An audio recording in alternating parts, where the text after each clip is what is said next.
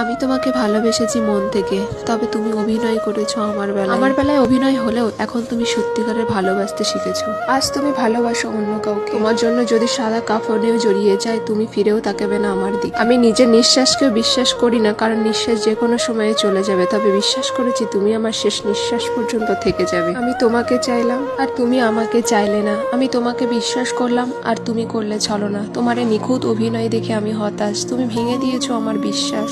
রাতে ঘুম হয় না, কষ্ট হয় নিতে নিঃশ্বাস। হ্যাঁ, একটা সময়ে তোমার শখের মানুষ ছিলাম বলে আজ হয়তো আমি একটা জিন্দা লাশ।